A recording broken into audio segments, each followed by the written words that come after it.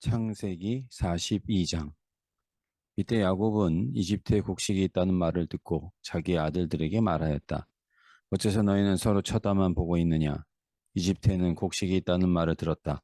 굶어 죽지 않으려면 그리로 가서 곡식을 사오너라. 그래서 요셉의 열 형제들은 곡식을 사려고 이집트로 떠났다. 그러나 야곱은 요셉의 동생 베냐민을 그들과 함께 보내지 않았다. 이것은 베냐민에게 어떠한 일이 일어날지도 모른다는 두려움 때문이었다. 가나안 땅에도 기근이 밀어닥쳤으므로 야곱의 아들들은 곡식을 사러 가는 다른 사람들 틈에 끼어 이집트에 도착하였다. 이때 요셉은 나라의 총리가 되어 모든 백성에게 곡식을 팔고 있었다. 요셉의 형들이 그 앞에 와서 땅에 엎드려 절하자 요셉은 그들을 보는 순간 자기 형들인 것을 알았으나 모르는 척하고 큰 소리로 너희는 어디서 왔느냐 하고 물었다. 이때 그들은 곡식을 사려고 가나안 땅에서 왔습니다 하고 대답하였다.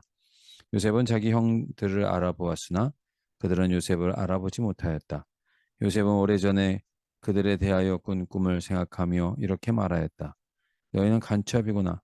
너희는 우리나라의 취약 지역이 어디인지 알아보려고 온 자들이 틀림없다. 아닙니다. 우리는 곡식을 사려고 왔을 뿐입니다.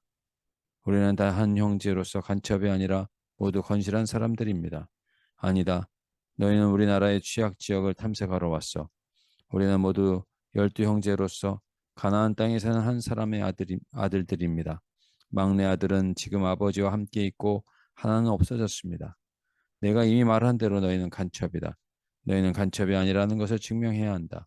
내가 바로의 이름으로 맹세하지만 너희 막내 동생을 여기에 데려오지 않으면 너희가 절대로 이것을 떠나지 못할 것이다. 너희 중 하나가 가서 그를 데려오너라. 너희 말이 입증될 때까지 나머지는 감옥에 가두어 두겠다. 내가 목숨을 걸고 맹세하지만 너희가 만일 그를 데려오지 않으면 너희는 분명히 간첩이다. 그러고서 요셉은 그들을 3일 동안 가두어 두었다. 그들이 갇힌 지 3일 만에 요셉이 그들에게 말하였다. 나는 하나님을 두려워하는 사람이다. 내가 시키는 대로 하면 너희 목숨만은 살려주겠다. 만일 너희가 건실한 사람들이라면 너희 형제 중 한 사람만 감옥에 갇혀 있고 나머지는 곡식을 가지고 와서 굶주리고 있는 너희 가족들에게 갖다 주고 너희 막내 동생을 나에게 데려오너라. 그러면 너희가 한 말이 입증되어 너희가 죽지 않을 것이다. 그래서 그들은 그렇게 하기로 합의하고 서로 이렇게 말하였다. 우리가 동생에게 한 일로 지금 벌을 받고 있다. 그가 살려달라고 애걸할 때 우리가 그의 괴로움을 보고도 듣지 않았으니 우리가 이런 괴로움을 당하게 되었다. 그때 루벤이 그들에게 대답하였다. 내가 그 아이를 해하지 말라고 하지 않았느냐? 그러나 너희는 내 말을 듣지 않았다.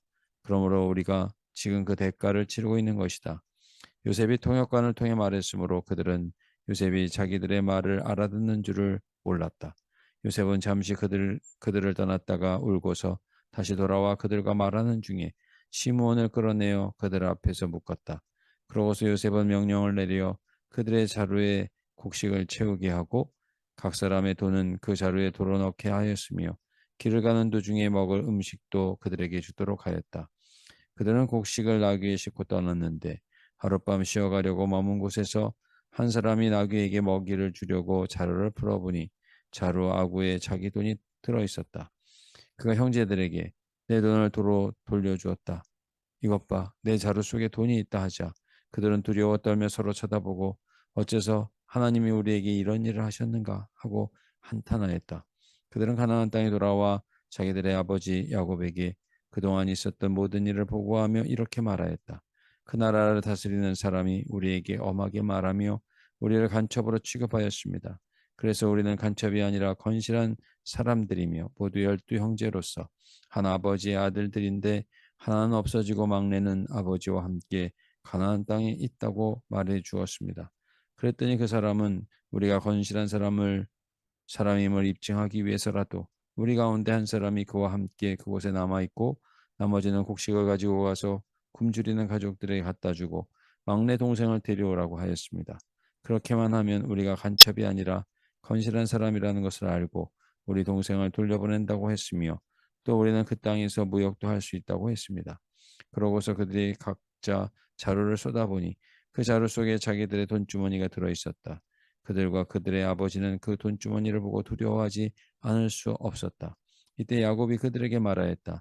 너희가 내 자식들을 잃게 하는구나. 요셉도 없어지고 시므온도 없어졌는데 너희가 이제 베냐민까지 빼앗아 가려고 하나 하니 모든 일이 다 나를 괴롭게만 하는구나. 그러자 루벤이 아버지에게 내가 만일 베냐민을 아버지에게 데려오지 않으면 나의 두 아들을 죽여도 좋습니다. 그를 나에게 맡기십시오. 내가 책임지고 데리고 돌아오겠습니다 하였다.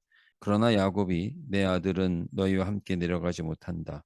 그의 형은 죽었고 그만 남았는데 만일 너희가 그를 데리고 가는 도중에 그에게 무슨 일이라도 일어난다면 너희는 백발이 된 나를 슬픔 가운데서 무덤으로 내려보내는 자들이 될 것이다 하였다. 43장 가나안 땅의 기근이 더욱 심각해지자 그들이 이집트에서 가져온 식량도 다 떨어졌다. 그래서 야곱이 아들들에게 가서 양식을 좀 더 사오너라 하자 유다가 이렇게 대답하였다.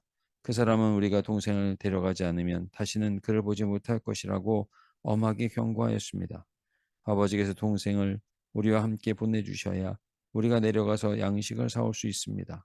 그는 우리가 동생을 데려가지 않으면 자기를 보지 못할 것이라고 말했습니다. 만일 아버지께서 그를 보내주시지 않는다면 우리는 내려가지 않겠습니다. 이때 야곱이 너희가 어째서 그 사람에게 다른 동생이 있다고 말하여 나를 이처럼 괴롭히느냐 하자 그들이 이렇게 대답하였다. 그 사람이 우리와 우리 가족에 대하여 자세히 묻고 너희 아버지가 지금도 살아 계시느냐 너희에게 또 다른 동생이 있느냐 하기에 우리는 그저 그의 질문에 대답했을 뿐입니다. 그가 우리 동생을 데려오라고 말할 줄을 우리가 어떻게 알았겠습니까? 그때 유다가 아버지에게 말하였다. 저 아이를 나와 함께 보내주십시오. 그러면 우리가 즉시 떠나겠습니다. 그렇게 해야만 우리와 아버지와 우리 자녀들이 죽지 않고 살 수 있습니다. 내가 목숨을 걸고 그의 안전을 보장합니다. 그에 대한 책임은 내가 지겠습니다. 내가 만일 무사히 그를 데리고 와서 아버지 앞에 두지 않으면 내가 평생 동안 그 죄의 대가를 치르겠습니다. 우리가 지체하지 않았더라면 벌써 두 번이나 갔다 왔을 것입니다. 그러자 그들의 아버지 야곱이 말하였다. 전 그렇다면 이렇게 하여라. 너희는 이 땅에 제일 좋은 토사물인 유향과 꿀과 향품과 몰약과 비자와 편도를 조금 가지고 가서 그 사람에게 선물로 주어라. 그리고 그 사람이 너희 자루아구에 돈을 도로 넣어 주었으니 너희는 그 돈의 두 배를 가지고 가거라. 아마 착오가 있었을 것이다. 너희 동생도 그 사람에게 즉시 데리고 가거라. 전능하신 하나님이 그 사람 앞에서 너희에게 자비를 베풀어 그가 시므온과 베냐민을 돌려 보내기를 원할 뿐이다. 내가 자식을 잃게 되어도 하는 수 없다. 그래서 그들은 선물과 전에 가지고 간 돈의 두 배를 가지고 베냐민과 함께 이집트로 내려갔다. 그들이 요셉 앞에 서자 요셉은 베냐민이 그들과 함께 있는 것을 보고 자기 집안일을 맡은 하인에게 이 사람들을 내 집으로 안내하고 짐승을 잡아 식사를 준비하라. 이들이 정오에 나와 함께 식사할 것이다 하고 말하였다. 그래서 그 사람은 요셉이 시키는 대로 그들을 요셉의 집으로 안내하였다. 그러자 그들은 두려워하며 지난번 우리 자루에 있던 그 돈 때문에 우리가 여기에 끌려왔다. 그가 우리를 치고 달려들어 우리 나귀들을 빼앗고 우리를 노예로 삼으려고 하는 것이 틀림없다 하고 그 집 문 앞에서 요셉의 집안일을 하는 집안일을 맡은 하인에게 말하였다. 우리가 지난번 이곳에 왔다가 양식을 사가지고 돌아가는 길에 하룻밤을 보내려고 머문 곳에서 자루를 풀어보니 우리 돈이 각자의 자루하고에 그대로 있었습니다. 그래서 우리가 그 돈을 가지고 왔으며 또 양식을 살 다른 돈도 가지고 왔습니다. 우리는 누가 그 돈을 우리 자루에 넣었는지 모릅니다. 그때 그 하인이 대답하였다.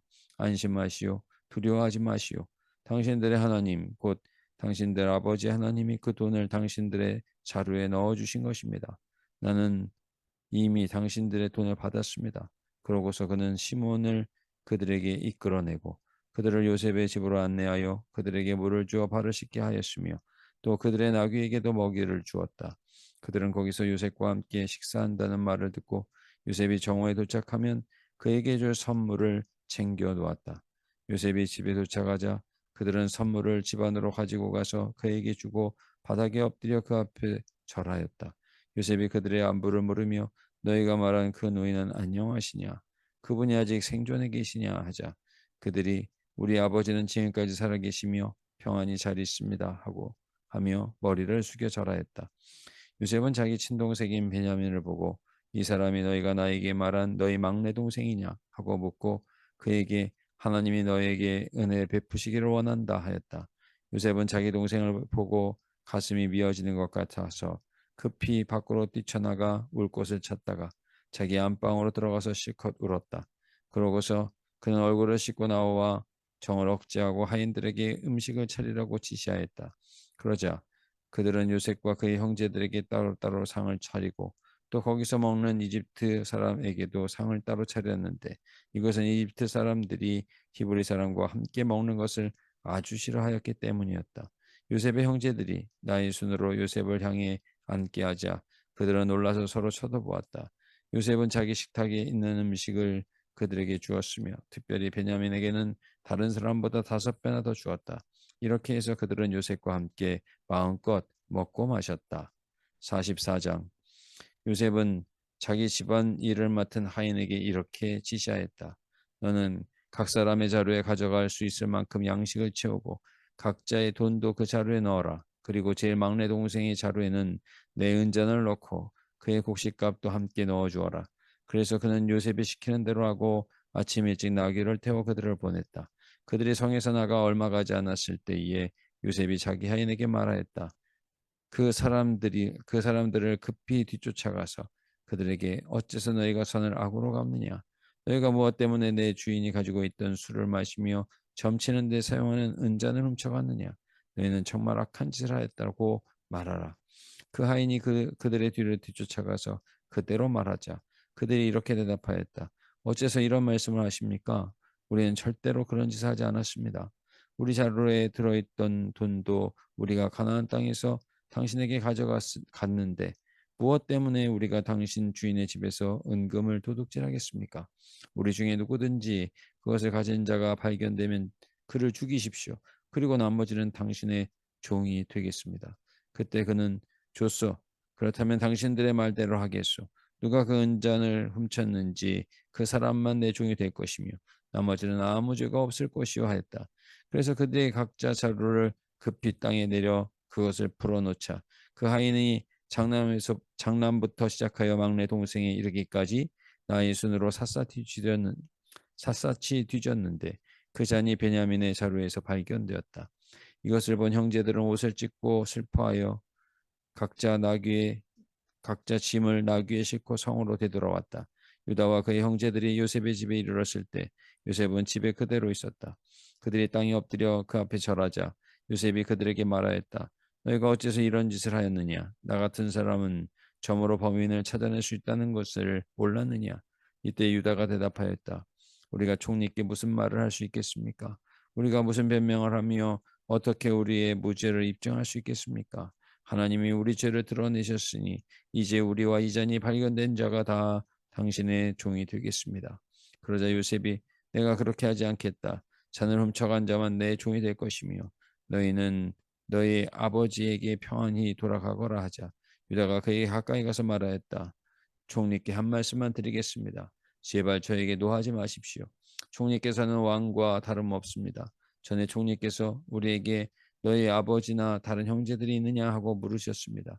그래서 우리에게는 나이 많은 아버지가 계시고 또 형제 아버지가 노년에 낳은 어린 동생이 있는데 그의 형은 죽었고 그의 어머니가 낳은 아들 중에서 그만 남았으므로 아버지가 그를 무척 사랑합니다 하고 대답하였습니다.